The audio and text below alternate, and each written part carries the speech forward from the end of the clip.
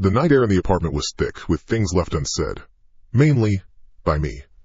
I sat in the armchair, the leather cracked and cool against my neck. The amber of the whiskey in my glass caught the weak light from the street lamp outside, a small, trapped sun. My thumb traced the rim of the glass, a repetitive, useless gesture. The mess was a comfort. Piles of books, a plate from a dinner I barely remembered eating, a coat thrown over the back of a chair. It was a map of my own inertia. A monument to not giving a damn. I was trying very hard to ignore the date, to treat it like any other Thursday. Just another night to get through. Then I heard it. Tick. A small, metallic sound. Precise. Annoying. Tick. It cut through the low hum of the refrigerator. I lowered the glass, listening. It had the rhythm of a slow leak. The kitchen. Of course. Tick. God damn it, I mumbled to the empty room. Not again. The thought of getting up felt like a physical weight. The cheap fixtures in this place were a constant source of petty frustrations. The landlord's promises were as hollow as the walls. I took another swallow of whiskey. It burned, a familiar and welcome sensation. The sound continued, patient, indifferent to my laziness. Tick. It was like a tiny hammer tapping on a nerve. Each sound was an insult. I finally pushed myself out of the chair, the old springs groaning in protest. The floorboards were cool under my bare feet. The journey to the kitchen alcove was maybe 15 feet, but it felt farther tonight. The single bulb over the sink cast a harsh, yellow circle of light. I leaned over, my eyes focused on the chrome faucet. I prepared to put my entire weight into twisting the handle shut, to silence the maddening sound. But the faucet was still. It was completely, utterly dry. Not a single bead of moisture slicked its surface. I touched the spout with my finger. It was cool and dusty. I stared at it, my brain trying to reconcile what I was seeing with what I was hearing. Tick. The sound was still there, clear as before. But it wasn't coming from the sink. I cocked my head, turning it slowly, using my ears like a radar. It seemed to be coming from the wall behind the sink, from inside the wall. A pipe, I said aloud. My own voice felt loud in the small space. You've got to be kidding me. I leaned in closer, placing my palm flat against the plaster. It was cold, colder than the air in the room, a deep, resonant cold, as if the wall itself were leaching heat from my skin. I pressed my ear against the spot where the sound seemed strongest. The cold seeped into the side of my head, a dull ache starting behind my ear. I listened, concentrating, trying to pinpoint the source of the tiny, rhythmic noise. The moment my ear made full contact with the wall, the ticking stopped. Not faded. Stopped. As if a switch had been flipped. The sudden absence of the sound was more jarring than its presence had been. The hum of the refrigerator returned to fill the space. A low, mechanical drone that now felt unnervous and normal. I kept my ear pressed to the wall, waiting. Nothing. Just the thrum of my own blood in my ears. I was about to pull away, to write it off as one of those things that happens in old buildings. A settling pipe, a trick of acoustics. Then I heard it. It wasn't the tick. It was something else. So faint I thought I was imagining it. A wisp of sound caught in the plumbing, carried on the vibrations of the building. A whisper. A woman's voice. Weak. Breathless. And it was familiar. A familiarity that sent a jolt down my spine, a pure chemical shock that made the muscles in my back and neck seize up. Ethan. My name. I ripped my head away from the wall as if it had become white hot. I stumbled back a step, my heart hammering against my ribs like a trapped bird. The kitchen felt small, the walls too close. I looked around wildly. The apartment was exactly as I'd left it. The coat on the chair, the half-empty glass on the table by my armchair. Nothing had moved. My hand, slick with a sudden sweat, fumbled in my pocket for my phone. My fingers were clumsy, shaking as I pulled it out. The screen lit up my pale face. I stabbed at the icon for my sister's number. My thumb hovered over the call button. Then I saw it. In the top left corner of the screen. No service. The 5 little bars were empty silhouettes. I never lost service in here. Ever. I hit the call button anyway. The screen immediately flashed. Call failed. Ice water flooded my veins. This wasn't right. None of this was right. My breath hitched. I needed air. I needed out. I turned and lunged for the front door, my bare feet slapping against the wood floor. My hand closed around the brass doorknob. It felt solid, real. I twisted it. It didn't move. It was locked. I always left it unlocked when I was home. Always. I fumbled with the deadbolt above it. It was already in the unlocked position. I twisted the knob again, putting my shoulder into the door. It was completely solid, as if it had been welded to the frame. Not jammed. Not stuck. It felt like it was no longer a door. Just a solid part of the wall. I rattled it, my movements becoming frantic, the metal making a loud, desperate clatter. The noise echoed back at me, and then everything went quiet again. The refrigerator stopped humming. The sounds of traffic from the street below, a constant backdrop to my life here, were gone. The apartment was silent, a heavy, sealed kind of silence. The kind you feel in your ears, a pressure building from the inside. I stood with my hand on the doorknob, not daring to breathe, my back to the room. And that's when the smell began. It wasn't a sudden cloud, but a slow, insidious creep into the air. At first it was just a hint of sweetness, a suggestion. I thought I might be imagining it, a phantom scent dredged up by a memory.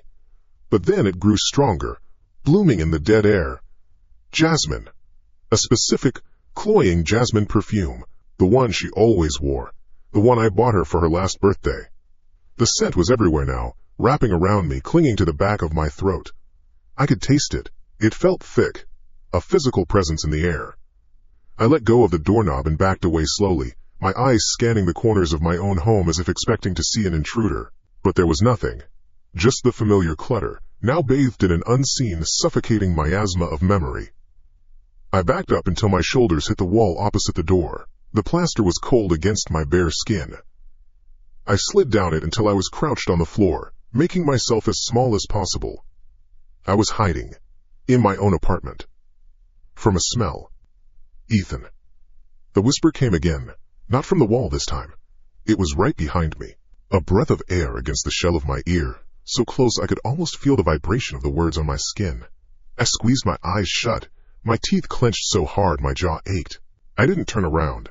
I couldn't. And then, as suddenly as it all began, it was over. The pressure in my ears vanished. The jasmine scent evaporated, leaving nothing but the stale, familiar smell of my apartment. The low hum of the refrigerator kicked back on. A distant siren wailed its way through the streets outside. The world had returned. I stayed crouched on the floor, my lungs burning, sucking in ragged breaths of the now neutral air. Sweat dripped from my hair onto the floorboards. I was shaking. A deep, uncontrollable tremor that started in my gut and radiated out to my limbs. I slowly, cautiously, opened my eyes. The room was the same. The coat. The glass. The door. It was just my apartment.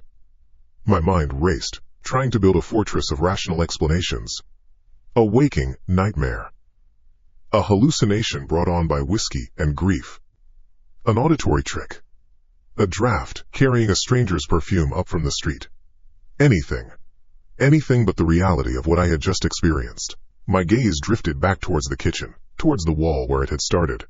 The wall I had pressed my ear against. And I saw it. It wasn't there before. I knew this wall. I had stared at it for hundreds of hours. It wasn't there this morning. On the flat, unremarkable surface of the painted plaster, a thin, dark line had appeared. It started just below the ceiling molding and ran vertically down the wall, stopping about halfway to the floor. It was as fine as a strand of hair, as sharp and precise as a cut from a surgeon's scalpel. It wasn't a crack from the building settling. It was too clean, too deliberate. It looked, for all the world, like a scar. A fresh one, drawn upon the skin of my home. Sleep did not come. The sun rose somewhere beyond the brick wall of the building next door. Its light, a weak, gray infiltration through the grimy window pane. I had not moved from the floor for hours. My legs were numb, my back ached from the hard wood. My eyes were fixed on the kitchen wall. The line was still there. It had not changed. A black, razored mark on the pale paint. It looked like the wall had been cut, not cracked. The sight of it kept my thoughts pinned. A single, sharp point of focus in the chaos that churned in my stomach. Eventually, the pressure in my bladder became a demand I couldn't ignore. I pushed myself up, my joints popping. The room listed for a moment. I put a hand against the wall to steady myself. Not the kitchen wall, the other one. It felt solid, normal. After using the bathroom, I washed my hands. I watched the water swirl down the drain. An ordinary, mechanical process. The world outside my apartment door was probably still functioning. People were getting coffee, catching the train. Their doors opened. Their windows looked out onto streets, not onto themselves. The thought was a spur. I needed to impose order. I needed to move, to work, to force the apartment back into the shape of a normal place. I started with the living room. I stacked the books, carried the plate to the kitchen. I avoided looking at the line on the wall, keeping my back to it. My movements were stiff, robotic. A simple set of tasks. Pick up, put down, wipe clean. The floor was littered with a week's worth of old newspapers and magazines I hadn't bothered to throw out. I knelt, gathering them into a pile. The crinkle of the paper was a satisfying sound. Tangible. I was doing something. A man cleaning his apartment. That's all. The scent of jasmine had been a draft from an open window. The voice had been a trick of the pipes. The locked door. A jam. Stress. Too much whiskey. I built the explanations in my head, brick by flimsy brick. My hands closed around the last stack of glossy magazines. I stood up, the pile balanced in my arms, and walked to the small plastic trash can by the kitchen entrance. As I tilted the stack to dump them in, something small and heavy slipped from between the pages. It fell with a sharp clatter against the floorboards. I froze. The object rolled a few inches before coming to rest near the leg of the kitchen table. It was a toy soldier. Cast lead, maybe. The green paint was chipped, revealing the gray metal underneath. It was a rifleman, kneeling in a firing position. I stared at it.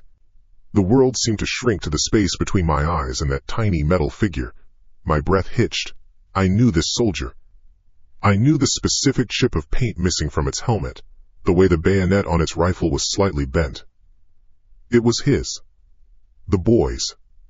The one in the back seat. He'd been playing with a handful of them on the floor of the car. When the impact came, they had scattered like shrapnel. I remember the sight of this exact one, lying on the dark, stained floor mat next to a shard of safety glass. I hadn't seen it since that day. It was not mine.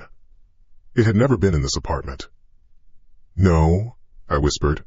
The sound was thin in the quiet room. No way. My heart began to hammer, a frantic, irregular beat against my ribs. I dropped the magazines. They splayed across the floor. I crouched, my hands shaking as I searched through them, flipping pages with a desperate speed. Car ads. Perfume samples. An article about stock portfolios. Nothing. Just paper and ink. It couldn't be here. It was impossible. The flimsy fortress of rationalizations I had built collapsed into dust. This wasn't stress. This wasn't the whiskey. The air felt thin, hard to draw into my lungs. I had to get out. I had to get out now. I scrambled to my feet and threw myself at the front door again. I twisted the knob. Nothing. I slammed my shoulder into it. The wood didn't budge. The frame didn't give. It was like striking a cliff face. I hit it again, and again, a raw sound of panic tearing from my throat. The pain in my shoulder was sharp, but the fear was sharper. The window. I spun around, my eyes fixing on the large, single-pane window across the room. The street was down there. People. Noise. Reality.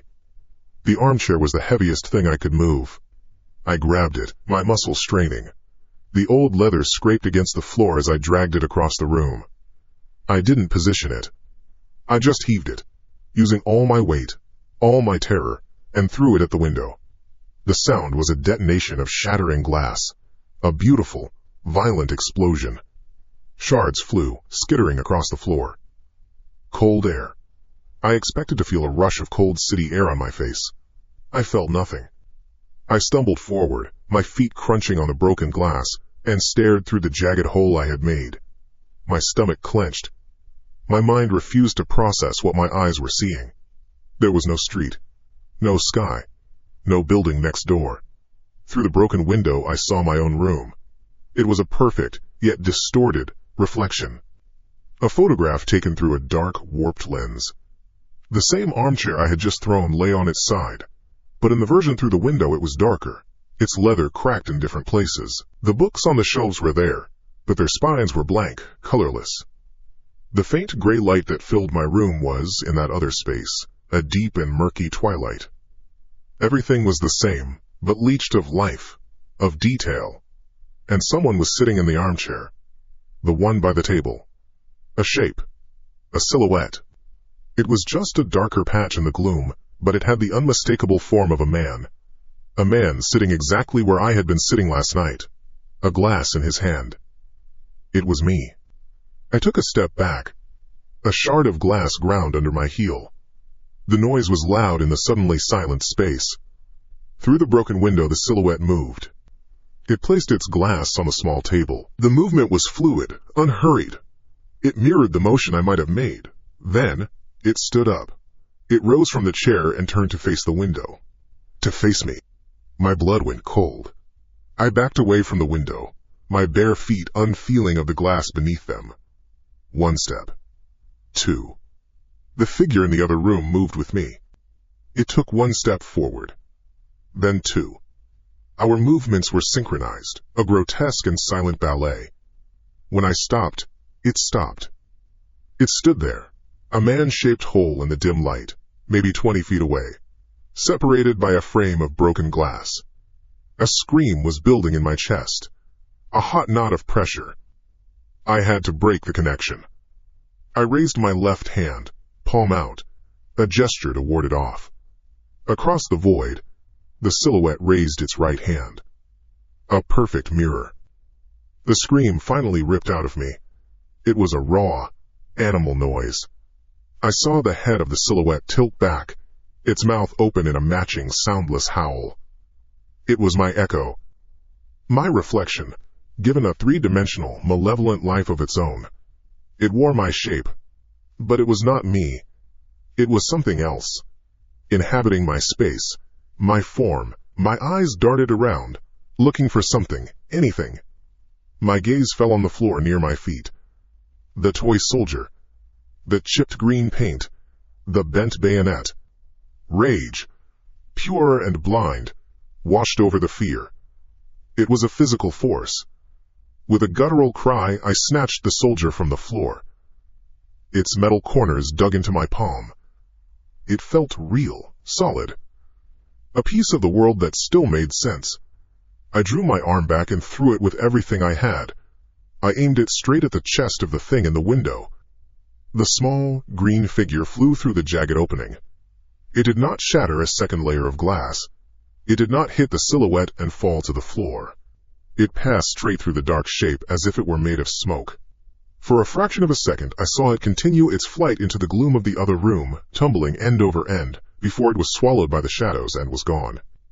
The silhouette did not flinch. It remained standing there, impassive. A silent observer. I stared, my chest heaving.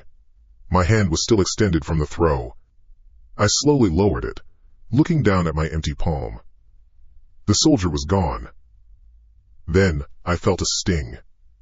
On the back of my hand. I turned my hand over. My breath caught in my throat. There, on the skin below my knuckles, was a thin, red line. It was not a deep cut, but it was fresh. A bead of blood welled up from the center of it. It was a sharp, clean scratch, about 1 inch long, as if the corner of a small, sharp object had just been dragged across my flesh with force. Scratch on my hand was a tiny, perfect line of fire. It was real. The blood that welled from it was my own. It was warm and slick against my skin. I did not wipe it away. It was an anchor.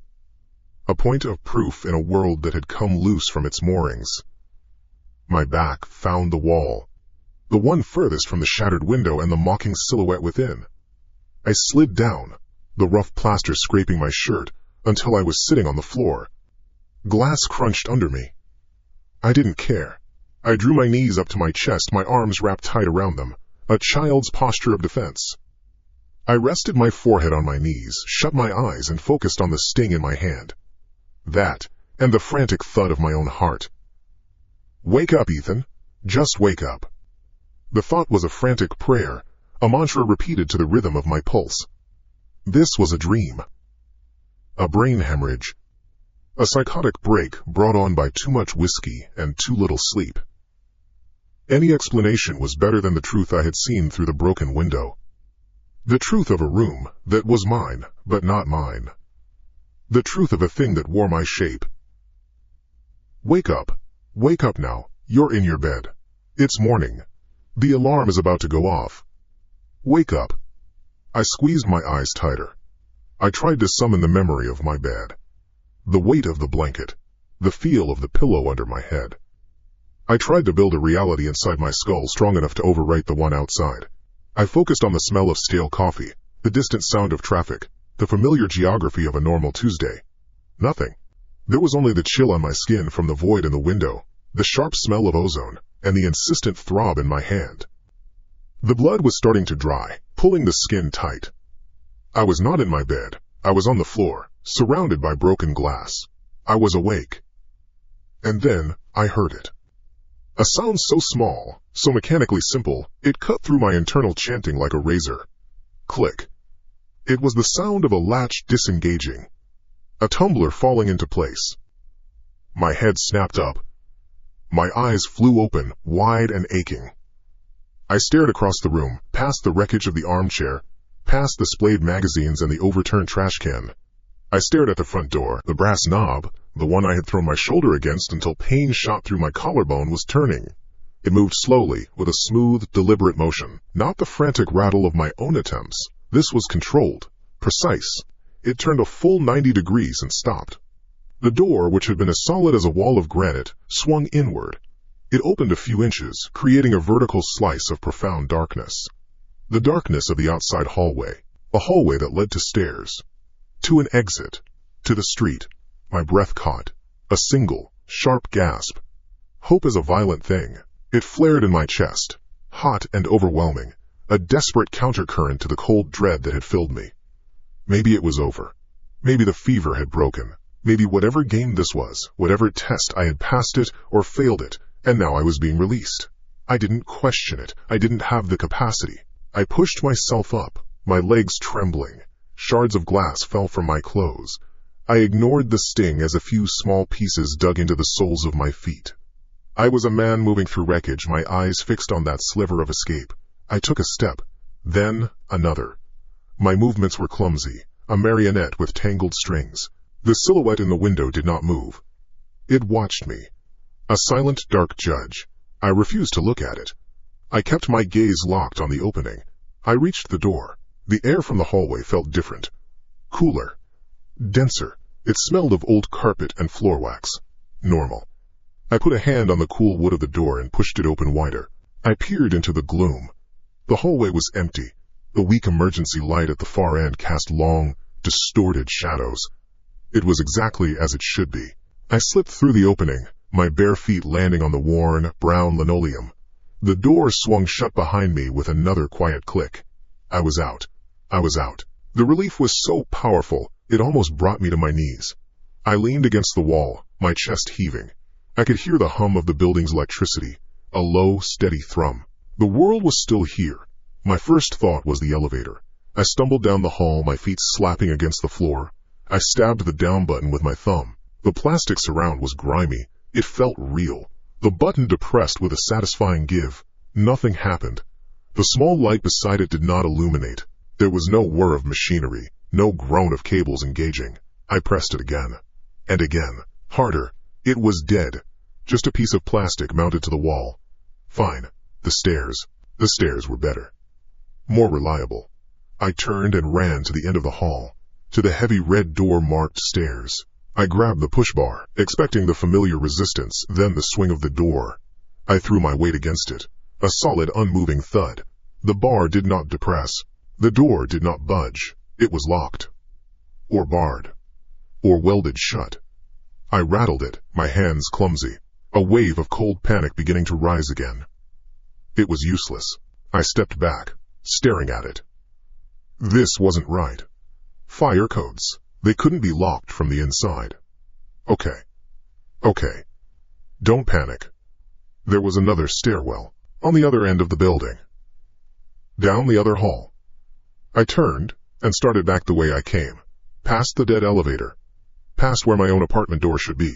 I kept my eyes fixed on the far end, expecting to see the turn, the corner that led to the west wing of the floor. I passed my door. 3B. The scratched, peeling paint, the new, thin red line on my hand throbbed in time with my steps. I kept walking. The hallway stretched on. the brownish linoleum, the pale, water-stained walls, the spaced-out, caged ceiling lights. I should have reached the corner by now. I should have seen Mrs. Gable's ridiculous pineapple-shaped welcome mat outside 3A. I should have seen the fire extinguisher mounted on the wall. There was nothing. Just more hallway. I slowed to a stop. My breathing was loud and the humming quiet. I turned around slowly. The stairwell door was still there at the far end. The elevator was there, and between me and the elevator was my door. 3B. But there were no other doors. Not 3A. Not 3C. Not 3D across the hall. The walls were blank, seamless expanses of cheap, faded paint. There were no frames. No knobs. No spy holes. The entire floor with its 8 apartments had been reduced to a single, straight corridor with one door in it. Mine. No, I whispered. The sound was swallowed by the space. No, no. This was not escape. This was just a different room. A longer one. A blind, animal instinct took over. Logic was gone. I was a rat in a maze, and the wrongness of the maze was a physical pressure. I turned my back on the lone door. I faced the endless stretch of hallway in the other direction, and I ran. I ran. My bare feet pounded the floor, a frantic, slapping rhythm. I didn't look back. I just ran forward into the gloom, toward a corner that never got any closer.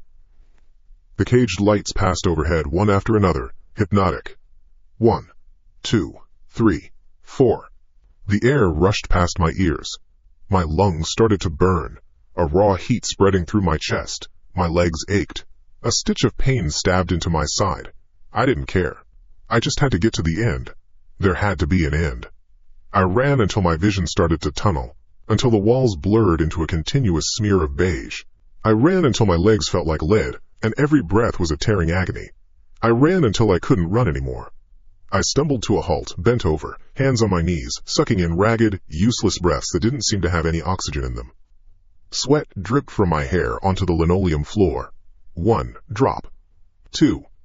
The silence crashed back in, broken only by my own rasping gasps. It took a full minute for my heart to stop feeling like it was trying to beat its way out of my ribcage.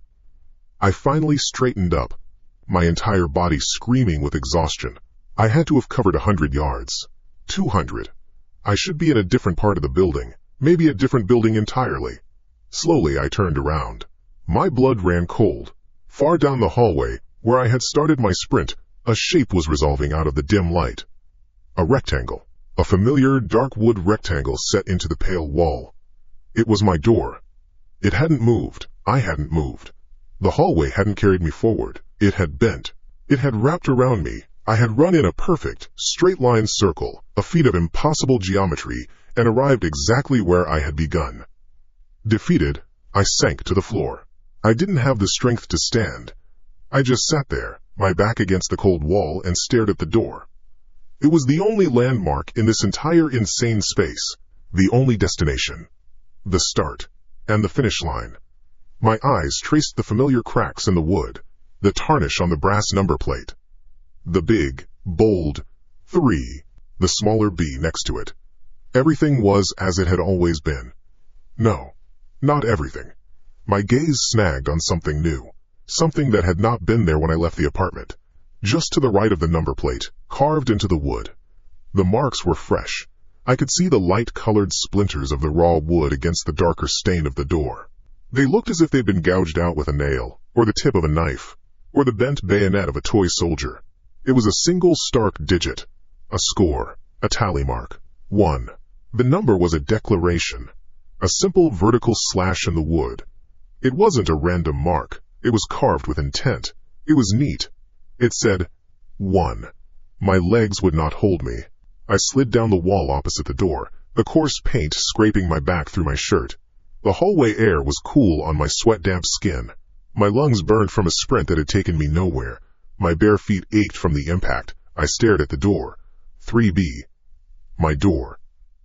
The only door. It was the entrance and the exit to the same cage. Waiting. There was no other way to go. The hallway stretched into dimness in one direction, and ended at a sealed fire door in the other. Running had proven nothing except the futility of running. The geometry here was broken. There was only back. My body moved before my mind did, a slow, agonizing process of getting my limbs to obey. Pushing up with my hands, my palms flat against the grimy linoleum, forcing my legs to straighten, protesting with tremors of exhaustion. I walked back toward the door. Each step was heavy, the distance felt immense. I put my hand on the brass knob. It was cool, solid, real. I turned it. It gave way with a soft mechanical sound. I pulled the door open and stepped back over the threshold, into my apartment. I let the door swing shut behind me. It closed without a sound. My eyes scanned the room. The armchair was upright. The magazines were in a neat stack on the small table beside it. The trash can was standing in its corner, empty. Through the window, the cityscape was a familiar pattern of lights against the dark. The glass was whole. The pane I had shattered was perfectly intact. Seamless, as if it had never been broken. As if the thing wearing my face had never stood on the other side. The room was reset, wiped clean. A fresh slate for a new torment. I stood there for a long time, just inside the door, listening to the thud of my own heart. I did not sit down. I did not move. I tried to impose order on a world that had none. I began to construct a map in my head. A mental blueprint. The door behind me. The armchair to my left. The small kitchen alcove to my right. The bed against the far wall. The window to the right of the bed. The bookshelf against the wall opposite the window. Simple. A shoebox with furniture in it. There had to be a rule. A tell. Something I was missing. I tried to recall every detail from before. The toy soldier. The crack in the plaster. The shifting photograph. They were a language. I just didn't know how to read it. My gaze settled on the bookshelf. It was a cheap, dark-stained particle board unit, sagging under the weight of paperbacks I hadn't touched in years. Something about its position felt off. It seemed closer to the kitchen alcove than I remembered. A foot, maybe two. A trick of the light, of my exhausted mind. It had to be. I wouldn't let it be. I needed constants. I needed anchors. I walked to the corner where the bookshelf met the wall. I put the heel of my right foot against the base of the wall, and the toe of my right foot against the side of the bookshelf. It fit exactly. 1 foot length. I was sure, with a certainty that felt cold and hard in my gut, that there used to be a gap there, a space wide enough to lose a pen in. I'd done it more than once. It had moved. I backed away from it slowly. My eyes darted around the room, hunting for the next discrepancy. My gaze landed on the opposite wall, on the single framed print I'd hung there. A cheap reproduction of a forest scene.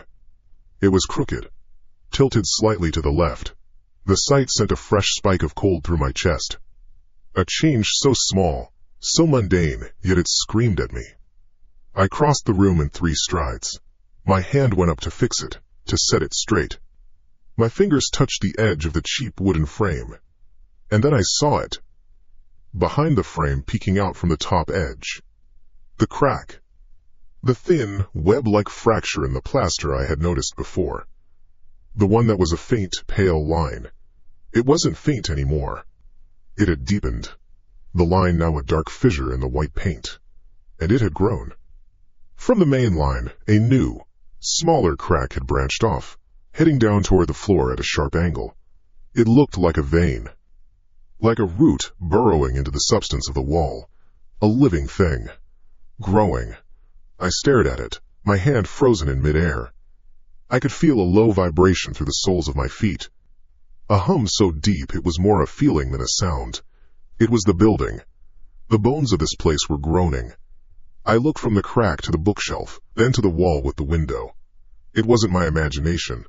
The corner of my eye registered a shift in the shadows, a slow, creeping change in perspective. The wall with the bookshelf was moving. There was no sound, no grinding of materials, no shudder of beams. Just a smooth, silent, inexorable advance. I watched, transfixed, as the bookshelf glided across the floor toward me. The gap between it and the kitchen counter began to shrink.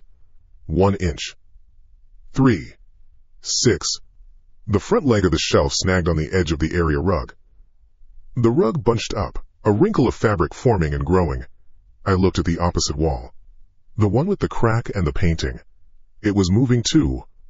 Both of them, the 2 long walls of the apartment, were closing in, Panic clawed its way up my throat. I stumbled backward, toward the center of the room. The space was visibly shrinking. The armchair, pushed by the advancing wall, scraped against the floor, a low, groaning complaint of wood on wood. The small table next to it tilted, and the stack of magazines slid off, scattering across the shrinking patch of floor. The air felt heavy. Each breath I drew seemed to require more effort than the last. I was a bug caught between the closing pages of a book. My back hit the edge of my bed. I scrambled onto it, my knees sinking into the mattress. The walls kept coming. They moved at the pace of a stalking predator. Slow, deliberate, confident. The bookshelf was now inches from the kitchen counter. The armchair was pressing against the edge of my bed frame. The space I had, the world I occupied, was contracting to nothing. I couldn't scream.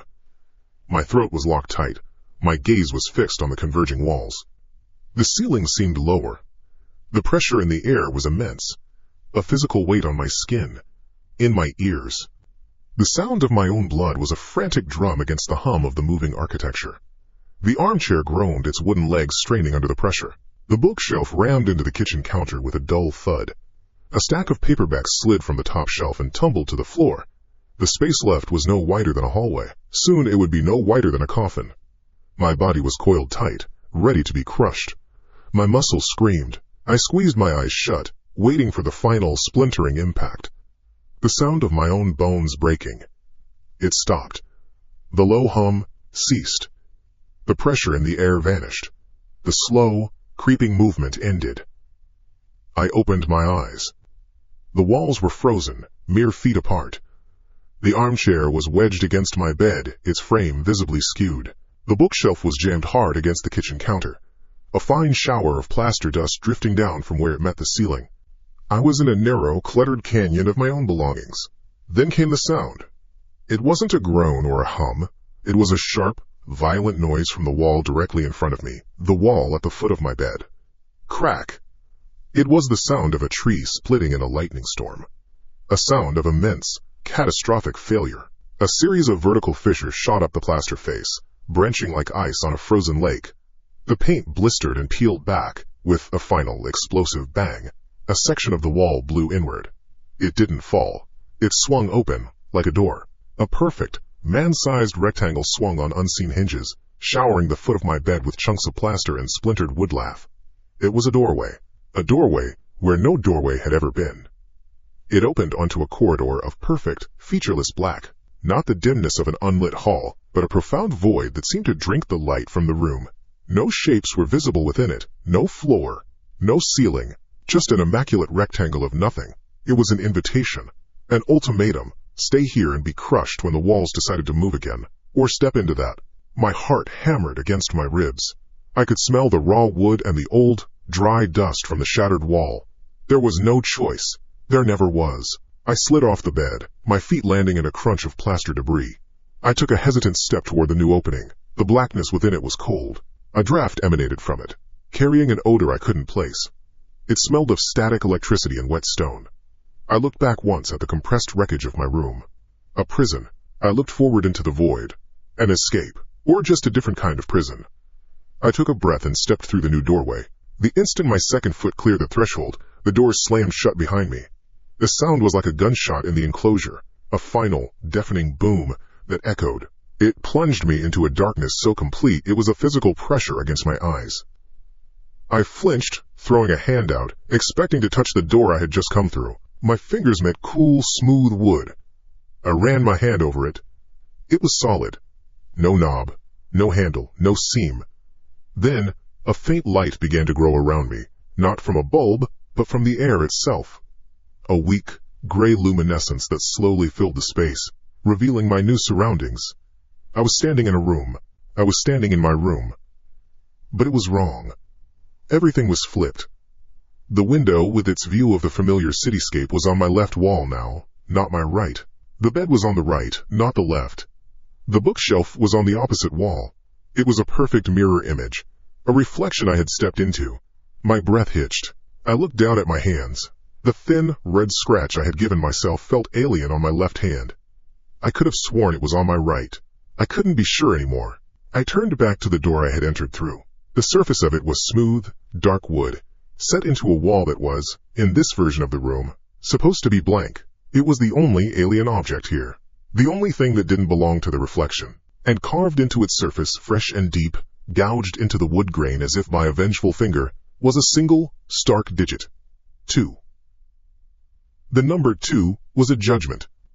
It was not a scratch. It was a gouge, a deep furrow plowed into the wood, the fibers torn and splintered around the edges. I stood in the mirrored room, the air still and heavy with the dust of a shattered wall that was no longer there. My throat was a desert. A fire had burned its way down my gullet, leaving behind a raw, parched track. My body screamed for water. I turned away from the door. Its finality was a physical presence in the room, a solid block of impossibility at my back. Looking around, the wrongness of the space was a constant, low-level hum beneath my skin. The bookshelf on the right. The window on the left. My own mind felt inverted, struggling to map a familiar layout that had been flipped like a playing card. The thin, red line on the back of my left hand throbbed. I remembered the wall scraping my right. The memory felt distant, unreliable. My feet moved on their own, carrying me past the bed, its covers smooth and undisturbed, toward the small kitchen alcove. It was on my right side now. It should have been on my left. Each step was a deliberate act of will against the screaming instinct to curl into a ball on the floor. Survival was a stupid, stubborn reflex. The faucet was a simple chrome fixture, cool and solid under my trembling fingers. I twisted the handle. There was a shudder in the pipes, a low groan from deep within the walls, and then water sputtered out. It was cloudy at first, thick with white particles that quickly cleared. I didn't care. I cupped my hands, my palms shaking so hard half the water spilled before I could bring them to my lips. I bent my head and drank, slurping greedily. The taste hit my tongue and I recoiled. It was thick with rust, a heavy metallic tang that coated my entire mouth. There was a cloying undertone, something organic and foul, like old blood. I spat into the sink, a string of saliva and tainted water, but the thirst was an animal, overriding disgust. I drank again, forcing it down, my throat contracting with each swallow. It was wet. That was all that mattered. I drank until my stomach felt bloated and cold, then straightened up, wiping my mouth with the back of my hand. The metallic taste lingered, strong and unpleasant. And something else. There was a texture, something hard and gritty on my tongue, like a grain of sand had come through the pipes. I ran my tongue over my teeth trying to gather it to spit it out, but it wasn't loose. It felt attached, lodged between my molars on the lower right side. I tried to dislodge it with my tongue, digging at the space between my teeth. It wouldn't move. A prickle of irritation went through me. I used a fingernail, scraping at the gum line, trying to hook the foreign object. My finger met the side of my rearmost molar, and stopped. The feeling was wrong. I froze, my finger pressed against the tooth. It wasn't the smooth, slick hardness of enamel. The surface I was touching was coarse, minutely pitted and uneven. It had the texture of unpolished stone. A cold wave washed over me, a sensation entirely different from the earlier panic. This was a deep, internal violation. I took my finger out of my mouth and stared at it, half expecting to see dust on the tip. My heart began to hammer a heavy, slow rhythm against my ribs. I had to see. I lurched away from the sink, across the small patch of floor, and into the bathroom. The layout was reversed here too. Toilet on the left, sink and mirror on the right. I gripped the edges of the porcelain sink, my knuckles white. I leaned in, my face inches from the glass. The man in the mirror was a wreck, eyes wide and bloodshot, skin pale and clammy. I opened my mouth. It took effort. My jaw felt stiff. I angled my head, trying to get a look at the lower right side. The light was bad. I stuck my right index finger in, pulling my cheek out. I prodded the tooth again. The last one. The second molar. There was no doubt. Its texture was completely alien. It felt like a small piece of concrete had been fused to my jaw. I pushed at it. Hard. It didn't budge. It was as solid as the bone it was rooted in. A sick, dizzying sensation swam in my head. What the hell is this? Panic began to bubble up again, hot and sharp. I had to get it out. I fumbled in the medicine cabinet, my hands clumsy, knocking over a bottle of aspirin. I found a pair of tweezers. My hand was shaking violently as I brought them to my mouth. I tried to grip the edge of the tooth, but the metal tips just scraped across the rough surface with a grating noise that went straight up into my skull. It was one with me. Part of me. I pulled back, breathing hard, a low sound of animal distress escaping my throat. My eyes were locked on the reflection in the mirror. On the face, contorted with a horror I couldn't process. And then the face in the mirror changed. While my own lips were pulled back in a grimace of fear, the lips of my reflection curled upwards. Slowly. Deliberately. It formed a smile. Not a pleasant one. It was a wide, predatory baring of teeth. A crescent of pure malice that did not touch its eyes. The eyes remained fixed on mine, wide and knowing. My mind fractured.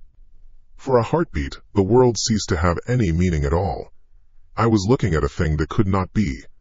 A physical impossibility wearing my face. My breath caught in my chest. The smiling reflection held my gaze for a long moment. Then, its left hand, the reflection of my right, rose slowly into view.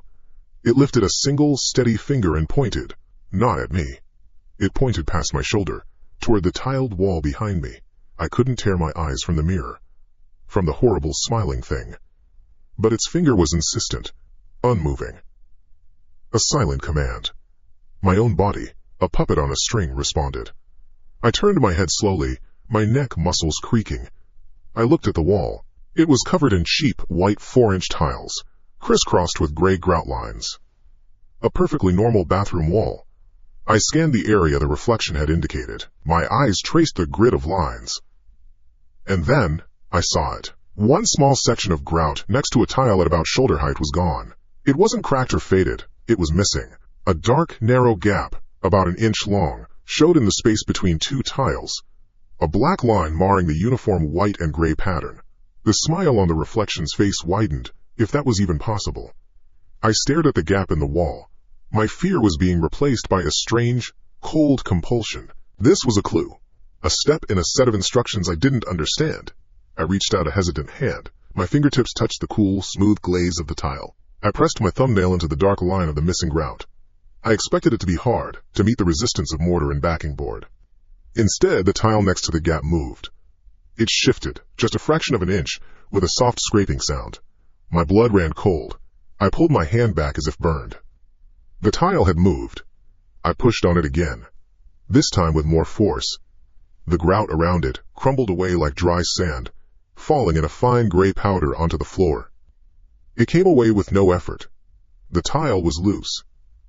I worked my fingers around the edges, the crumbling grout scraping under my nails. With a final pull, the small square of ceramic came free in my hand. It left a dark, square hole in the wall. The space behind it was hollow. Stuffed inside the dark recess was something lumpy, wrapped in what looked like old, yellowed tissue paper. My hand was steady now. The terror had solidified into a grim, focused purpose. I was an actor in a play, and this was my next line. I reached into the hole. My fingers closed around the small, hard object. It was light. I pulled it out. I unwrapped the brittle paper, which flaked apart in my fingers. Resting in my palm was a human tooth. A molar. It was yellow with age, the roots dark and stained. And on its biting surface, there was a large, dark cavity. A gaping, black pit in the decayed enamel. My breath stopped. My gaze flicked from the tooth in my hand to my own mouth, still open in the mirror. My tongue moved on its own, tracing the shape of the foreign object in my jaw. It traced the flat top, the raised edges, and then it found the depression. A smooth, concave hollow right in the center of the stone-like surface. A perfect, one-to-one match for the cavity in the tooth I was holding. A wave of nausea churned in my gut. This wasn't a random piece of debris from the water pipe. This wasn't a stone. It was a replacement. The room, the building, this thing, it hadn't just moved the walls. It hadn't just mirrored the furniture. It was remodeling me. It was harvesting me, piece by piece, and leaving its own rotten components in their place. A violent shudder racked my body. I threw the disgusting relic away from me. It hit the tiled floor with a small, dry clatter and rolled under the toilet. The sound was obscene. I gagged, leaning over the sink, my stomach heaving. but nothing came up. There was only the cold, metallic water sloshing inside me. My eyes, wild and desperate, darted back to the mirror. I needed to see my own face, to see something real. The reflection was still there, waiting. The hideous, wide smile remained. But it was different now.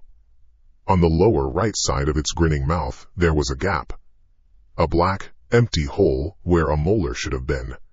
It was the negative space of the tooth I had just held. A void in the landscape of its smile. It saw that I had noticed. The smile on the reflection's face seemed to deepen, to become more intimate, more satisfied. And then I felt it. A tremor. A faint, involuntary twitch in the corner of my own mouth. The muscle on my right side contracted, pulling my lip upward. I tried to fight it, to force my expression back into a mask of horror. But the muscle had its own agenda. It pulled again, stronger this time, a sickening little spasm. It was trying to smile. It was trying to match the thing in the glass. The connection was no longer just visual. It was now neural. A wire had been connected. The room was not just in my head anymore. It was in my nerves. It was in my blood. And it was pulling the strings. My own muscle pulled. That was the line. The boundary that had just been crossed. A mirror was glass and silver. An object. It could be wrong, it could be broken, but the nerve in my own face, the small, twitching cord of flesh beneath my skin, that was me. It was a part of me, and it was obeying an order from something else. I scrambled backward, away from the sink, away from the horrifying puppet show in the mirror. My heel caught on nothing and I fell hard onto the bathroom's tiled floor.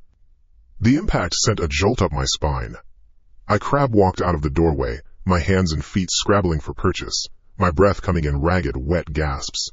I didn't stop until my back hit the leg of the bed in the main room. I couldn't look at the bathroom anymore. I couldn't risk seeing any other reflective surface.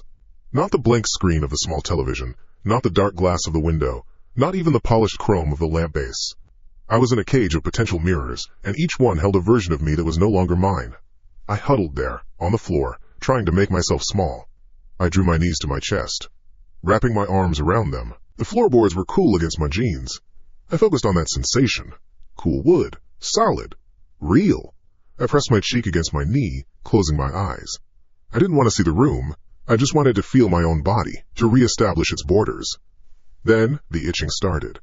It began as a single, tiny point of irritation on my left forearm, just below the elbow. The kind of itch you ignore, a fleeting signal from the skin. I shifted my arm, rubbing it against my shirt. The feeling subsided for a moment, then returned, more insistent. I scratched it with the fingernails of my right hand, a quick, dismissive gesture. Another itch erupted on my right shoulder blade, in a place I couldn't quite reach. Then my calf. Then the back of my neck. They were like sparks from a fire, landing all over me. They were not the diffuse, general itch of a rash. Each one was a distinct, sharp point of torment. I squirmed on the floor, my teeth gritted. I tried not to scratch. I knew, with a certainty that had no logical basis, that scratching was what it wanted. But the feeling was maddening. It was a crawl, a tickle, a sharp prickle, all at once. It felt like tiny things were moving just beneath the surface, tracing paths along my nerves. My left forearm became the focus. The itch there was no longer just a point, it was a line. A burning, maddening path about 3 inches long. I couldn't take it. My discipline broke. My right hand flew to my arm, and I raked my nails across the spot, back and forth, with a desperate violence. There was a brief, sharp relief as pain out-muscled the itch. I scratched harder, digging in, a low groan escaping my lips. I was trying to dig the feeling out. Something crumbled under my fingernails. A fine, dry powder. I stopped. My arm was on fire, the skin raw and red. I looked down. Where I had been scratching, a flake of skin, large and grayish, was peeling away. It looked like a patch of sunburn, but the color was all wrong. Without thinking, driven by a terrible compulsion, I hooked a fingernail under the edge of the flake and pulled. It came off with a dry, whispery tear. It didn't hurt. There was no blood. There was no tender pink layer of new skin beneath. What I saw made the air freeze in my lungs. The patch of flesh revealed was a dead, flat white. It had no pores, no fine hairs. It was coarse to the touch, with a minutely pitted texture. It looked like old, unpainted plaster. I stared, my mind refusing to assemble the information my eyes were giving it. I touched the white patch with my fingertip. It was hard, unyielding. And running through the center of it was a hairline fissure. A tiny, dark crack, identical to the one that had been spreading on the far wall of the room before the mirror had shattered it. The room's wound was now on my arm. A wave of dizziness washed over me. I felt a desperate need to stand up, to get away from myself. I pushed myself up, my hand brushing against the wall behind me to get my balance. The wall was soft. My mind short-circuited. I snatched my hand back as if I'd touched a hot stove. I stared at the spot I had touched. It was just a plain, painted wall, pale beige. I reached out a trembling hand again, slowly, my fingers outstretched. I pressed them against the paint. The surface gave way, just slightly, like pressing on firm flesh. It was warm. Warmer than it should have been. A living warmth. I held my breath, keeping my palm flat against the wall. And then I felt it. A low, steady, rhythmic push against my hand. Thump. Pause. Thump. Pause. It was a pulse. A slow, massive heartbeat. Deep inside the structure of the building. My hand was resting on the skin of a breathing thing. I yanked my arm back. A choked sound caught in my throat. I looked around the room, seeing it with new eyes. It wasn't just a container. It was an organism. The vents weren't for air. They were nostrils. The window wasn't for light. It was an eye. The door I couldn't open was a sealed-up orifice. I was inside its body. And it was metabolizing me, breaking me down, turning my flesh and bone into more of its own substance. The tooth. The skin. It was a process of conversion. I was raw material. My wild eyes fell upon the new crack on the wall, the one that mirrored the mark on my own arm. As I watched, a single drop of dark fluid welled up from the center of it. It was thick, the color of rust and shadow, and it clung to the wall for a long moment before beginning a slow, heavy crawl down the plaster. Another drop followed, and another, a weeping wound. Then the voice came. It wasn't in my ears, it was in my bones. It was in the air, in the floor, in the pulsing walls. It was everywhere at once, a resonance that vibrated through my very marrow. It was her voice. The voice from the accident. But it was different. All the panic, all the pain I remembered, was gone. It was scraped clean. What was left was cold, flat, and absolute. You left me there. The words echoed in the cavity of my skull. The crack in the wall widened with a sound like tearing cartilage. A fissure split down the plaster, jagged and deep, running from the ceiling to the floor. The dark fluid began to flow from it in earnest now, a steady, viscous stream that did not spatter when it hit the floorboards but pooled like congealing oil. Broken, the voice stated, a simple fact, on the pavement. You just watched. The accusation was a physical force. I couldn't breathe. My gaze was locked on the widening wound in the wall, on the dark lifeblood of the room bleeding out onto the floor. The fluid spread, its edges creeping outward, forming a dark, glossy stain. It swirled, thickened, and the patterns on its surface began to resolve into something. Shapes emerged from the darkness, two hollows for eyes, a gaping oval. It was a face. Her face, fixed in the last moment, a silent scream rendered in thick, dark liquid. It stared up at the ceiling, its mouth wide in a cry that I could still hear in my nightmares. I stared down at it, mesmerized by the horror. Her final second, made eternal in the room's filth. My guilt, given form and substance, bleeding out of the walls to accuse me. A pain, sudden and sharp as a knife, stabbed me high in the chest. I gasped, my hand flying to the spot. It felt like a rib had snapped. I looked down. The fabric of my gray t-shirt was darkening in a vertical line, directly over my sternum. The liquid from the wall wasn't touching me, but the stain was spreading on my shirt anyway, a sympathetic bleed. With numb fingers, I grabbed the hem of my shirt and pulled it up. There, on the skin of my own chest, was a line. It wasn't drawn on, it was a rupture in the flesh itself. A deep, red fissure that looked as if my entire ribcage had been cracked down the middle and was just beginning to split apart. I could see the glistening white of bone deep inside the crevice. It was a perfect, horrifying mirror of the wound that had just opened in the wall. The room was breaking, and I was breaking with it. The pain wasn't a cut, it was a separation. A geological event happening in miniature on the map of my own chest. I could feel the grind of it, a low-frequency vibration that seemed to originate from my own bones. A wet, tearing sound was coming from inside me, loud in the stillness of the room. I sucked in a breath to scream, and my lungs caught, the two halves of my ribcage seeming to pull apart, grinding against each other. A choked, gurgling noise was all that came out. I collapsed forward onto my hands and knees, my forehead hitting the floorboards with a dull thud. The face and the dark fluid on the floor was still there, just inches from my own. A silent, accusatory scream made of the room's bile. I scrambled backward, my hands smearing through the slick liquid. It was cool and thick against my skin. I didn't care. I got my back against the bed frame again, my legs splayed out in front of me.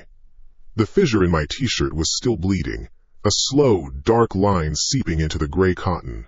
The pain was an iron band, hot and tight around my torso. It made thought impossible. There was only the sensation of being torn open from the inside out. I was going to die here. The thought wasn't born of panic, but of a dull certainty. This thing, this room, this organism, it had found my weakest point. It had found the hairline fracture in my soul and was reproducing it in my body. To break me from the outside was one thing. To make me break myself, to make my own structure fail in perfect sympathy with its own, that was its purpose. I stared at the main wound in the wall, the wide, jagged chasm that ran from ceiling to floor. The dark fluid flowed from it, feeding the puddle on the floor. It was the source. My wound and the wall's wound were the same. Something inside me shifted.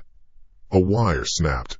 There was no more running, no more hiding under the bed or cowering in a corner. The battle wasn't with the room, it was with that crack in the wall. With the guilt it represented. I gritted my teeth against the fire in my sternum and pushed myself upright, one hand braced on the floor, the other clutching my chest. I got to my knees. The movement sent a fresh wave of agony through me, but I held on. I faced the wall. I faced the wound. That's when the sound changed. The slow, wet trickle of the fluid was joined by something else. A dry, scraping noise. A sound like stone dragging against wood, coming from deep inside the crack. I watched, my breath held tight in my chest. Plaster dust, fine and gray, began to puff out from the edges of the fissure. The scraping grew louder, more insistent. It was the sound of something pushing its way through. A shape began to emerge from the blackness of the chasm. First, just a pale, lumpy form. It looked like a knot of old fiberglass insulation and dried plaster. Then it extended. A long stick-like section of it pushed out, trailing splinters of wood lath. It moved, bending in the middle with a crackle of breaking fibers. It was an arm. At the end of it, 5 twig-like protrusions made of peeling paint chips and hardened muck twitched, grasping at the air. I didn't move. I couldn't. I was watching a thing being born from the wall's infection. Another arm followed, this one shorter, bent at a wrong angle, as if the bones inside were shattered. Then a shoulder, a lumpy mass of drywall and torn wallpaper forced its way through the crack, widening it with a sound of ripping wood and tearing paper.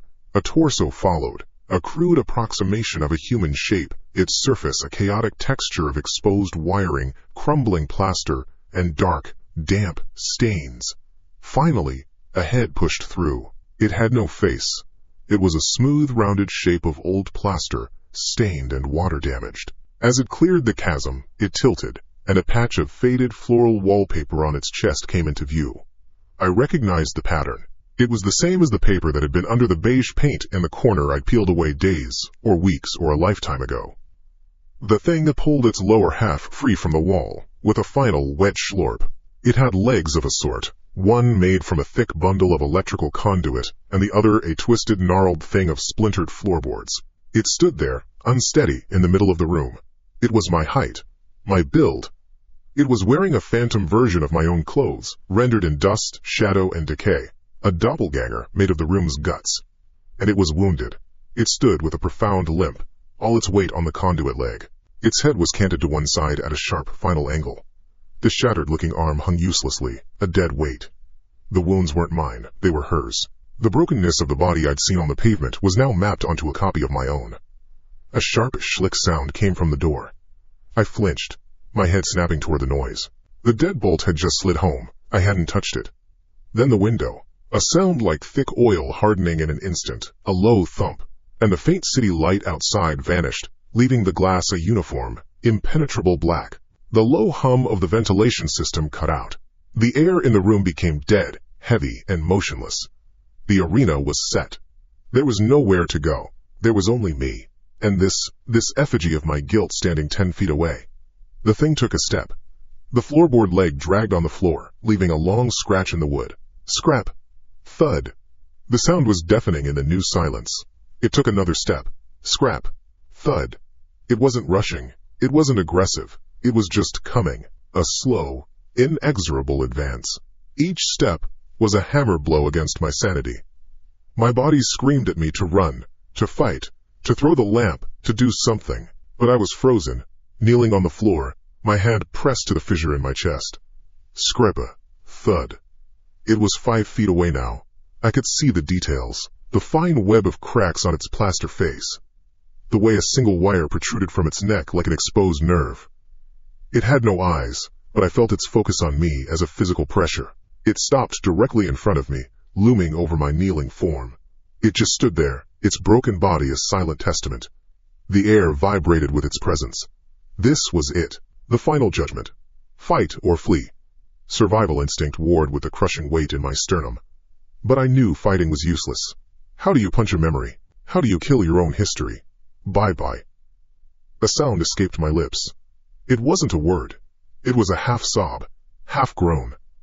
The pain in my chest was a constant, radiating fire. The thing before me was the cause. It was the physical form of the act that had started it all. And looking at it, at the broken posture, the dead angled head, the useless arm, the truth was simple. It was all my fault. All of it. The room, the changes, the pain. It was all just a reflection. Tears I hadn't realized were welling up, began to slide down my cheeks. They were hot. They felt real. I'm sorry, I whispered. The words were cracked and thin. They felt meaningless in the face of the hulking thing before me. It didn't react.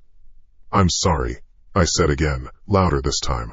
My voice broke. The confession wasn't for it. It was for me.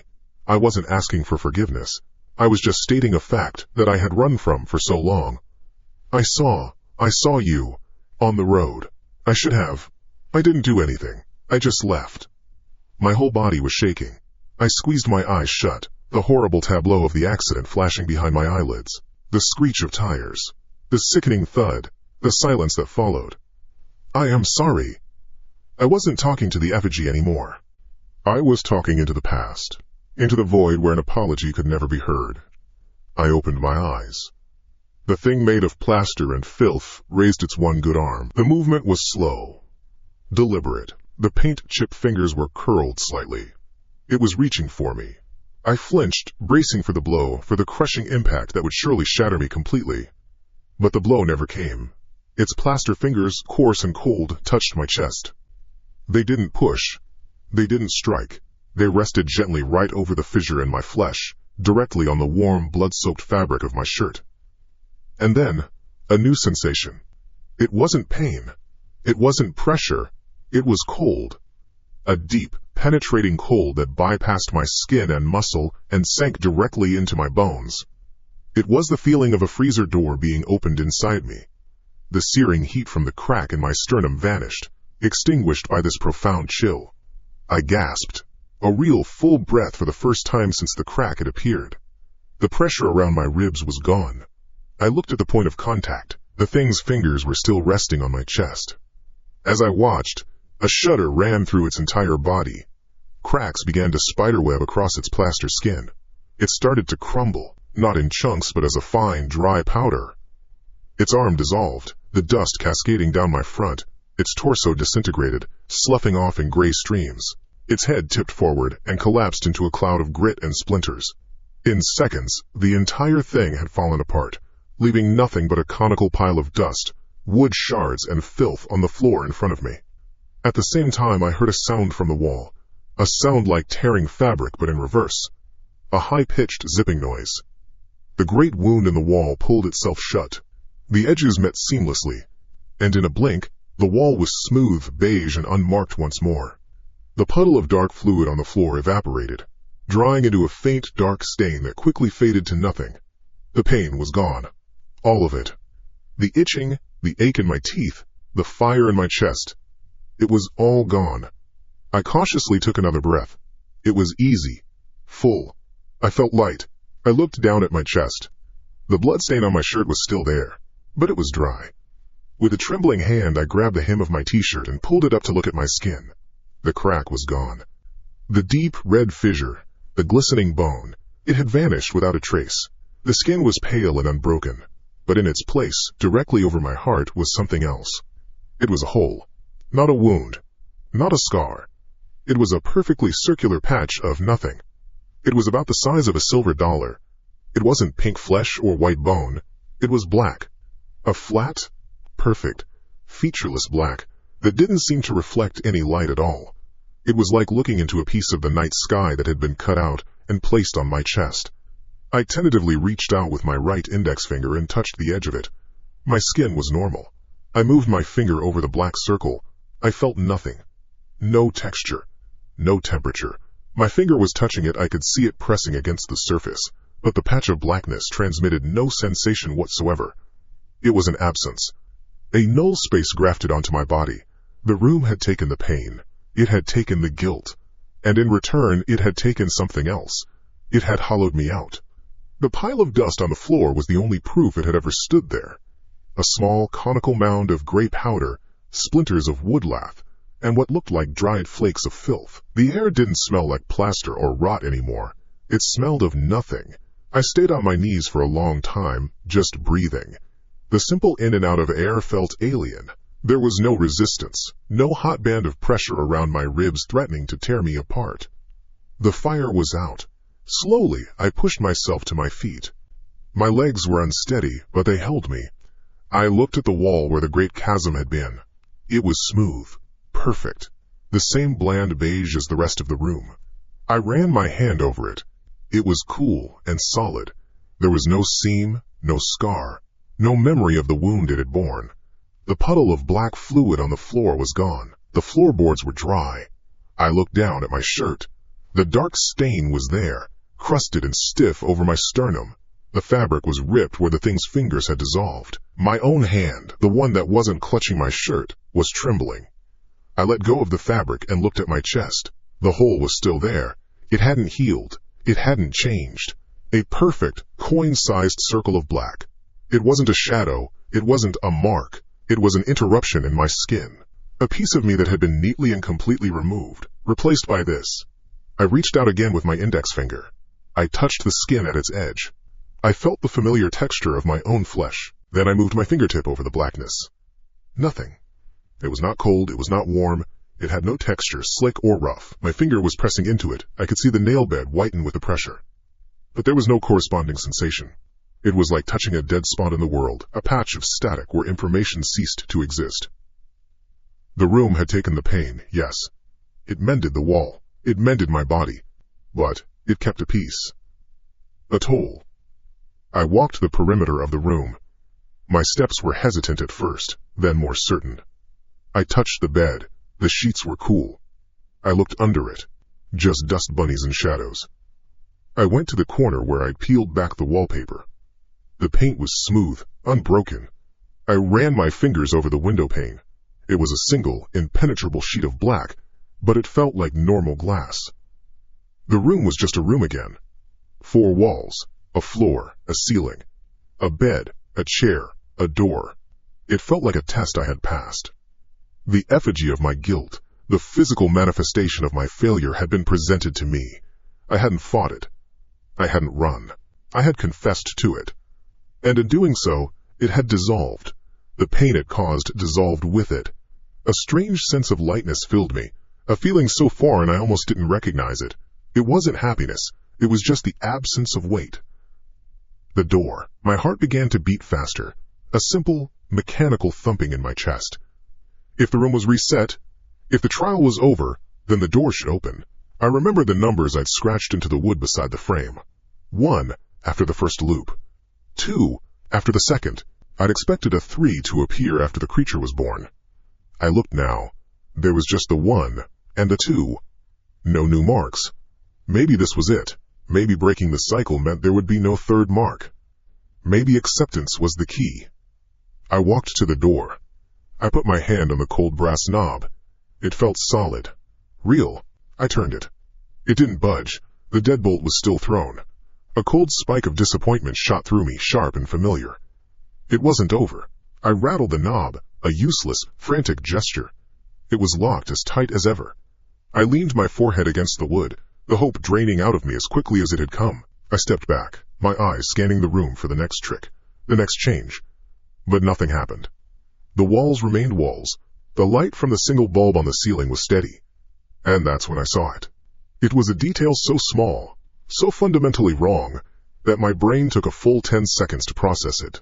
My shadow. It lay on the floorboards, a long, dark shape cast by the overhead light. But it wasn't right. I was standing perfectly still, 2 feet from the door.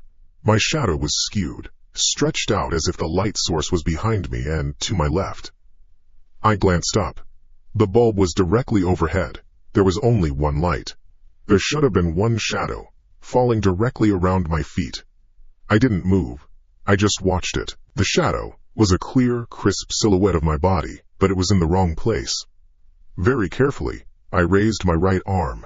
For a fraction of a second, nothing happened. Then, the shadow's right arm raised to match. It was late. A new kind of cold, one that had nothing to do with the hole in my chest, crept up my spine. This wasn't a visual trick. This was something else. This was a law being broken. I took a single, deliberate step to my right. My body moved. The floorboard creaked under my new position. But my shadow remained where it was. A dark statue of where I had been a moment before. It stayed there for a full second. A ghostly afterimage printed on the floor. Then, with a faint, almost imperceptible shimmer in the air, it jumped, snapping to my new position like a rubber band released. Reality had a lag. The room wasn't just a physical space. It was a process, an event. Its consciousness, or whatever passed for it, wasn't instantaneous. It took time for it to perceive and update the state of things within its walls. My confession, my emotional breakdown, hadn't freed me. It had just glitched the system. The intense emotional energy was gone, and now the room's operating system was running slow. I looked at the chair. The same simple wooden chair I had cowered behind before.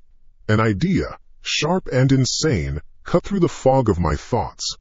It was a gamble, based on a faulty premise, a hypothesis tested in a laboratory of madness. But it was the only thing I had. I walked over to the chair. I stood beside it, my shadow falling a few inches away, already out of sync. I took a deep breath. I tensed my muscles. I grabbed the back of the chair, my knuckles white. I shoved it. Hard. The chair scraped across the floor, its wooden legs screeching against the boards, and came to a stop 5 feet away. But its shadow didn't move. For a full, breathtaking second, the chair was in its new position, and its shadow was still sitting where the chair used to be. Then, thwip, the shadow detached from its old spot and reconnected with the chair, as if the room's eye had blinked and finally registered the change. It worked. There was a delay, a tiny window of imperfection, a seam in the fabric of this hell. My gaze snapped to the door, the lock, the deadbolt. It was a part of the room, an extension of its will. The reason I couldn't turn it was because the room was actively holding it in place. But if the room's attention was a resource, if it could be diverted, the plan that formed wasn't a product of logic. It was a raw animal impulse, a rat in a trap burst of frantic energy. There would be no second chance. I had to get it right. I walked to the far wall, the one opposite the door. I put my back against the cool plaster. The entire length of the room stretched out before me. 20 feet. 20 feet between me and the hallway. Between this place and the world. My heart hammered against my ribs. A frantic, desperate rhythm. I could feel the hole in my chest.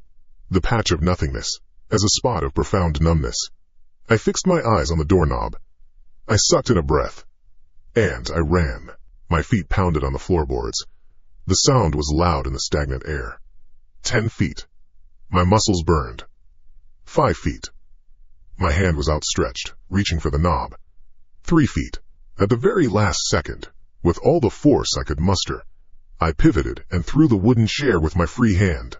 I didn't aim it at anything in particular, just hurled it sideways. It sailed through the air and crashed into the wall to my right with a tremendous, splintering crack. It was a tantrum, a distraction, a shouted, "Look over there!" to a deaf god. In that same instant, my other hand closed around the brass doorknob.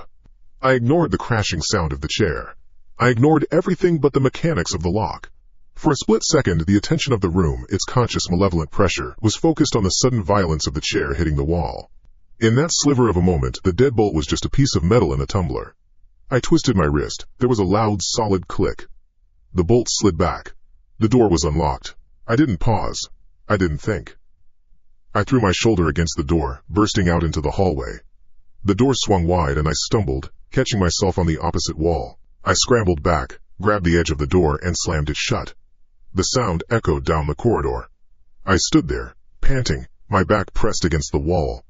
The hallway. It was real.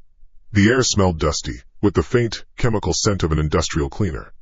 A fluorescent light overhead buzzed with a low, comforting hum.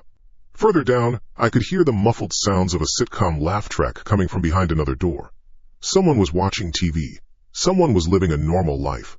Tears of relief streamed down my face. I slid down the wall until I was sitting on the worn, brown carpet. I was out. I was fucking out. I put my head in my hands and laughed, a choked, broken sound. After a minute, I got to my feet. I had to look. I had to be sure. I walked back to my door, number 217. It looked perfectly normal. Beige paint, a small brass peephole, a brass knob, no different from any other door in the hallway. Then I heard a noise. It wasn't loud, a faint, dry, scraping sound. It came from the door itself. I stared, my breath catching in my throat. Next to the number 217, something was happening. A thin, dark line was etching itself into the painted wood, as if an invisible knife was being drawn across the surface. The scraping continued, slow and methodical. It carved a single, clean line, a line that curved up, then around, then down, connecting with its own starting point. It stopped. There, freshly carved into the door, was a new number. It wasn't a 3, it was a 0. The 0 on the door was not paint. It was not a carving. It was an absence. A perfect circle of nothing cut into the wood, so dark it seemed to swallow the dim light of the hallway. I did not wait to understand it. I did not try to touch it. I turned, and I ran. My sneakers made soft, slapping sounds on the worn brown carpet. Every noise was too loud. The muffled cheer from a television behind a closed door down the hall felt like a scream from another world. My world had shrunk to the length of this corridor, and the sound of my own breath, ragged in my throat. My gaze was fixed on the red exit sign glowing at the far end. It was the only color in a world of beige and brown. The door to the stairwell was heavy-set steel. I hit the push bar with the flat of my hand, expecting the solid, unmoving resistance I knew so well. I expected to be trapped here, in this new, larger loop. The bar depressed with a greasy click. The door swung inward. A wave of cool, stale air washed over me, smelling of concrete dust and dampness. It was the most beautiful thing I had ever smelled. Hope, sharp and painful, lanced through my chest. I didn't hesitate. I plunged into the stairwell, letting the heavy door boom shut behind me. The stairwell was a concrete box, lit by caged bulbs at each landing. I took the steps 2 at a time, my hand sliding on the cold metal rail. Down. I just had to go down. 2 floors. That's all it was. The pounding in my chest was not from fear anymore. It was from the desperate, frantic beating of a bird about to escape its cage. I reached the first landing, the one just above my floor. I was about to start down the next flight when a sound from behind me made me freeze.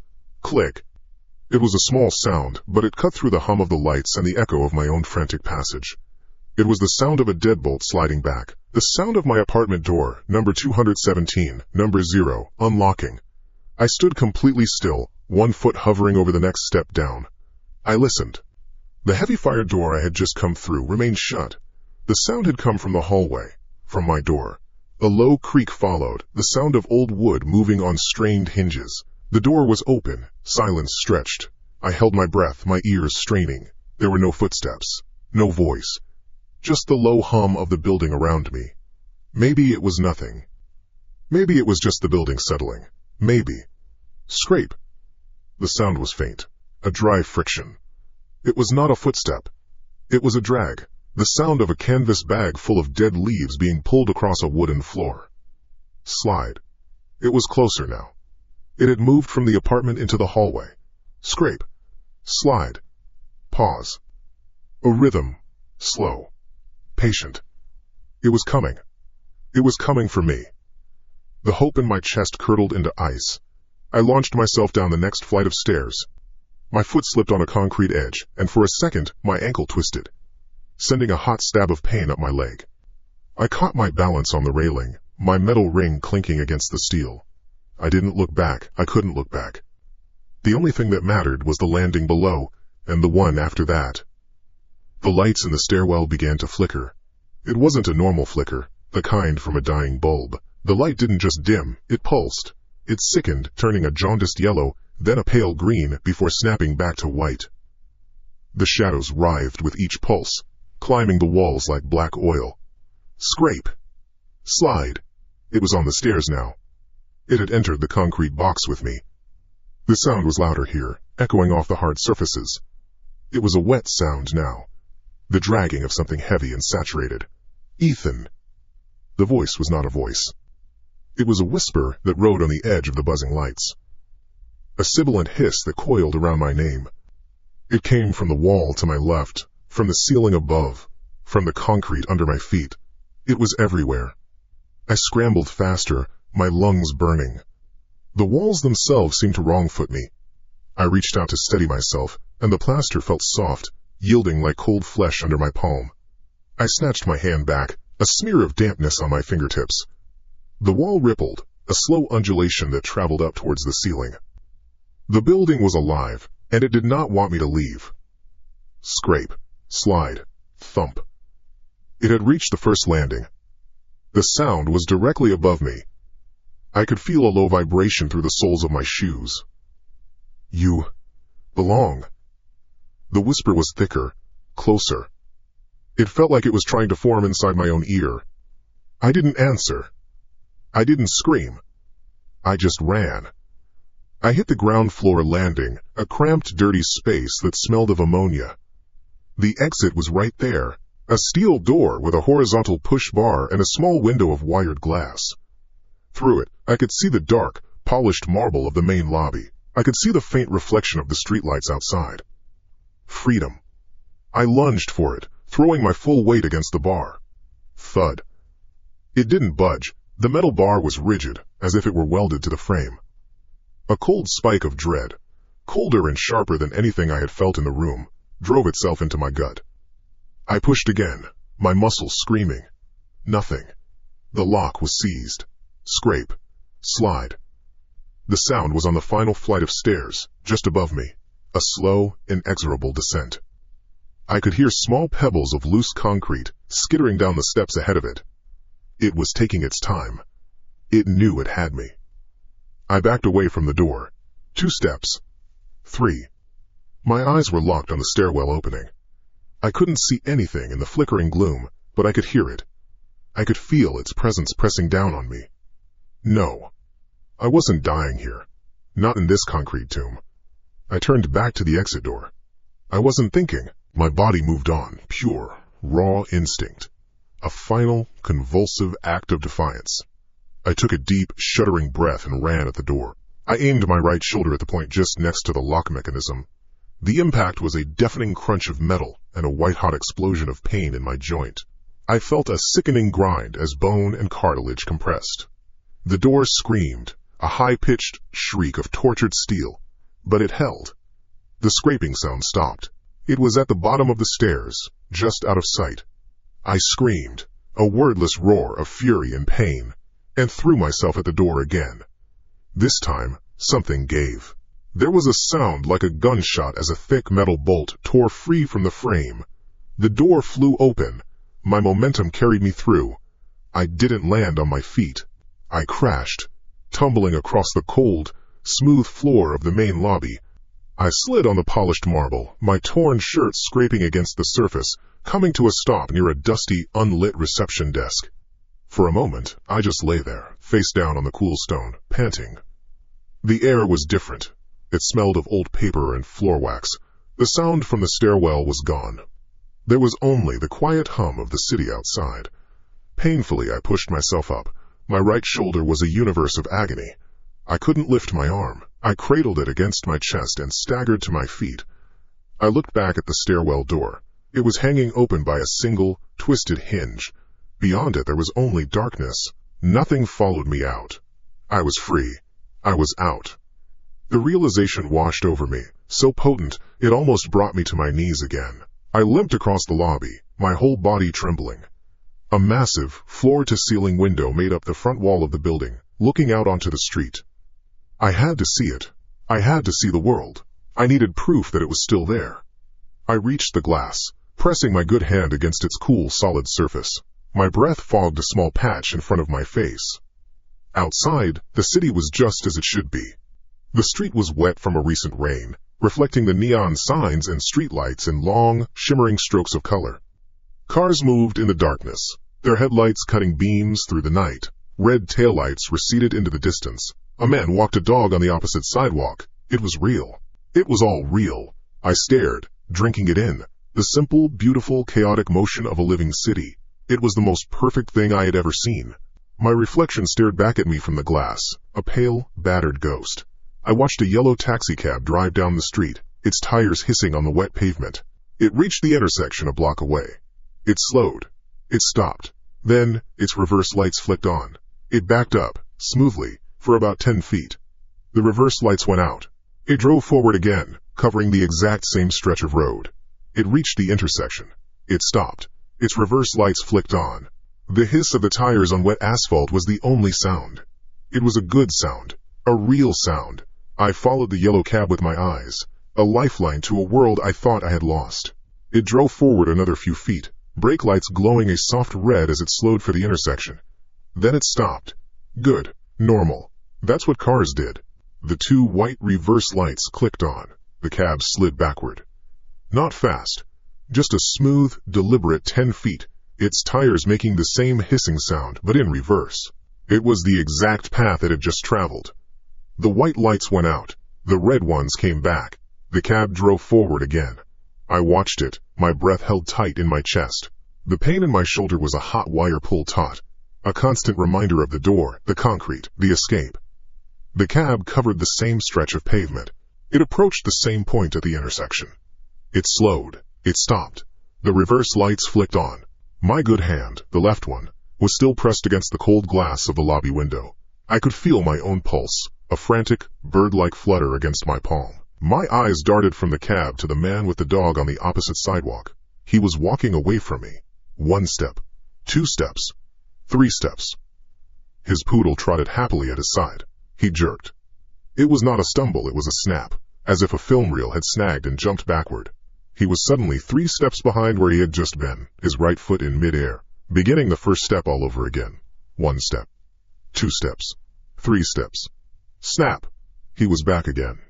The poodle, a small creature of simple instinct, seemed to feel the flaw. It stopped on the 3rd step, planting its feet, whining and pulling back on the leash just before the snap.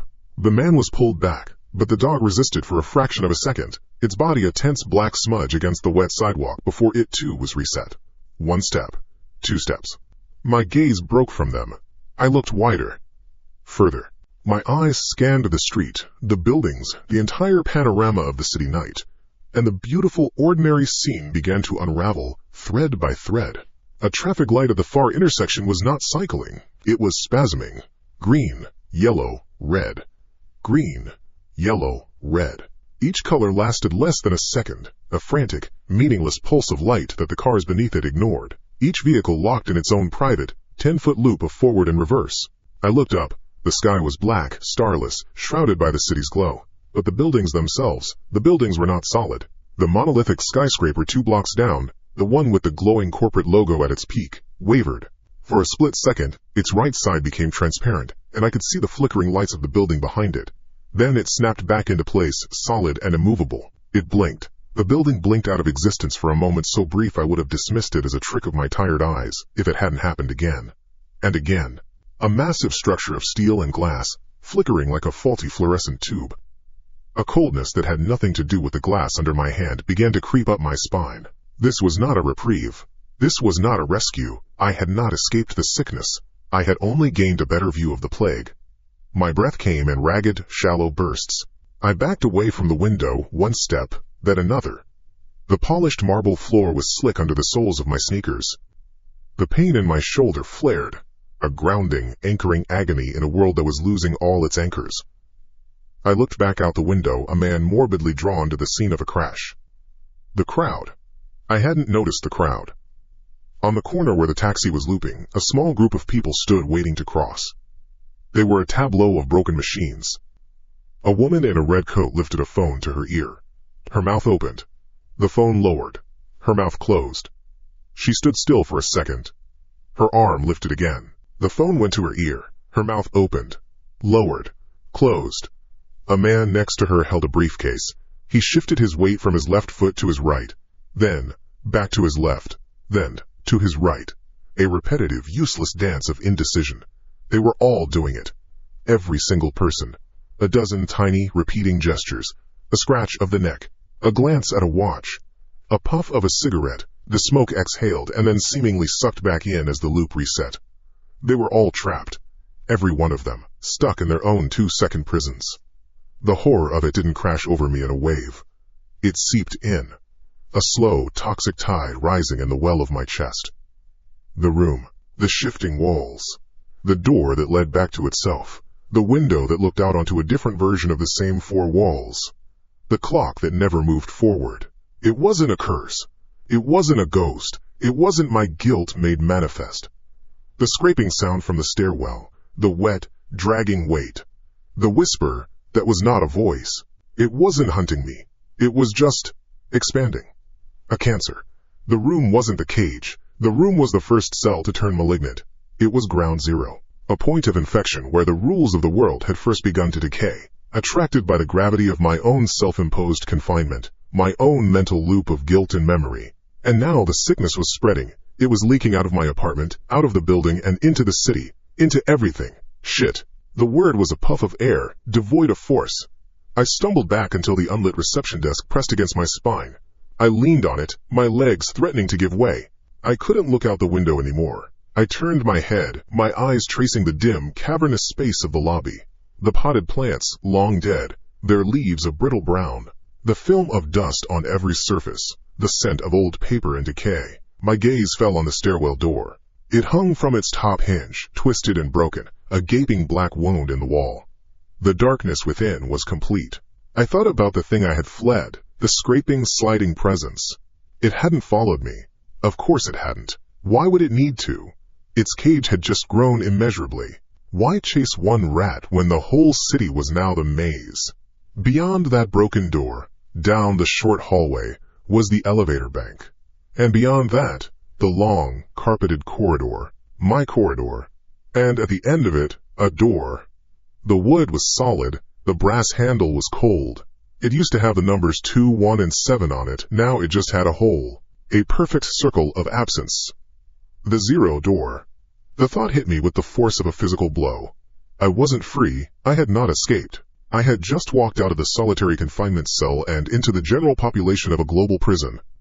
A prison where the walls themselves were beginning to dissolve into nonsense. My whole body trembled. A violent, uncontrollable seizure of muscles. The adrenaline that had carried me this far was gone.